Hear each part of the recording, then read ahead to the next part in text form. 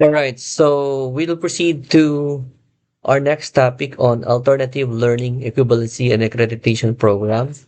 And for this time, we'll have the topic water and its costs, which is technically reading Waterville. Water is life. It plays a vital role in the life of human beings. It is essential for the growth of all living things, humans, animals, and plants. In some places, water is available for use at no cost at all to consumers. But in many places, it is supplied to the users and electricity is used in the process. The users therefore have to pay for what they consume. This is why it is important for us as consumers to know how much water we use. This module will help you do just that. It will cite ways on how you can absorb water to save money and at the same time help preserve our natural resources. Now, the ability to read a water meter will surely help you to determine how much water you use each month. It will make you aware of your water consumption. Most importantly, knowing this will enable you to check if the amount shown on your water bill is correct. If your water is not supplied by a water company or district, this lesson will still be useful to you. You can share your knowledge with others who lack the skills. Your knowledge may even qualify you to be hired as a water meter reader. How much water do you use in a month? How much does it cost you? If your water is supplied by a water district, then you must have a water meter. Find out what water company or cooperative supplies water for your family. A water meter measures and records the amount of water used in cubic meters. It enables your water supplier to keep track of your water consumption. Once a month, somebody from your water supplier reads your water meter. Let's take a look at the water meter below. Do you notice that there are numbers and symbols on its face? Do you know what they are? If you have a water meter, examine it. Does it look like the one below? Can you now give the information found on the face of a water meter? You may already have a clear idea in your mind. It is also possible that you are still confused. The picture below will help you understand the parts of a water meter. And those parts are as follows: frame, unit of measure, pointer, multiplier, and lastly the flow indicator. Let's start with the first part, which is the unit of measure.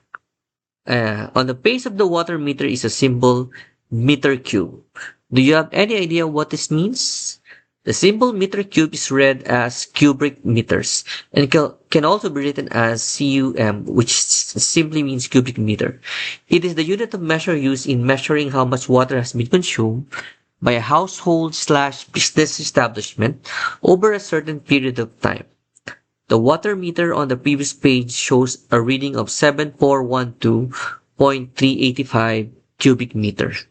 Can you imagine how much 1 cubic meter of water is? Imagine a square container whose side measures 1 meter each. Fill this container with water, and that is how much 1 cubic meter of water is. So in this diagram, we see a 1 cubic meter of water. Now, 1 cubic meter or 1 meter cube of water is equivalent to 1,000 liters of water. A typical drum used for storing water contains about 200 liters. So, it takes five drums to make up 1 cubic meter of water. Look at the following important conversion. 1 cubic meter is 1,000 liter. 1 drum is equivalent to 200 liters. 5 drums would be 1,000 liters. Now, a 1 kerosene can will be 17 liters. 60 kerosene cans would be around 1,000 liters. 1 pail would be 15 liters. And finally, 67 pails would amount to 1,000 liters. Now, let us see how well you can make use of the conversion table in solving the following problems. Let's start with the first one. The household of Aling Tinay consumed 5 drops of water in 3 days. How many liters of water do they consume? So, For our solutions, we shall use the conversion factor that 1 dram is 200 liters. Express the conversion factor in ratio form, 200 liters per 1 dram. Now multiply 5 drams by the conversion factor in ratio form. 5 drams times 200 liters over 1 dram is 100 liters. Now, second example, a restaurant consumes 5,000 liters of water daily. How many cubic meter is its daily water consumption? This time we use the conversion factor 1 cubic meter is 1,000 liter. Express the conversion factor in ratio form, 1 cubic meter over 1,000 liter. Then multiply 5,000 liters by the conversion factor in ratio form. So 5,000 liters times 1 cubic meter over 1,000 liter, the liter cancels, and it's equivalent to 5 cubic meter. Alright, for the next parts of our water meter, we have this time the flow indicator. So what about the little cross-like symbol in the lower portion of the water meter? What is it used for? This cross-like figure is called the flow indicator. Observe the flow indicator of your water meter when water is being or not being used in your household. Did you notice that it spins around each time water is used? To what direction does it spin? The flow indicator spins clockwise faster when more water is used. The next part is the frame. How do you know exactly how much water has been used? Which part of the water meter tells you this? The frame in a water meter registers the amount of water used in cubic meter. Inside it are numbers that tell how much water has been consumed. Now, the next part is the multiplier. It's a number written in small figures at the bottom of the frame of a water meter. In the sample water meter above, this number is 0.001. The multiplier provides a more accurate reading of your water consumption because it allows your consumption to be calculated to a smaller part of a cubic meter. In this case, to the 1,000th part. But not all water meters have multipliers. Water meters with only 4 digits usually have no need for a multiplier. So how does the given water meter use? Given the reading and the multiplier, let us compute the water meter consumption. We can get this the long way by getting the product, which is 7412385 times 0.001 equal to 7,412.385 cubic meter. Or we can just simply move the decimal point 3 places to the left because there are 3 decimal places in the multiplier 0.001 as in 7412, and then you'll put the decimal point between 2 and 3.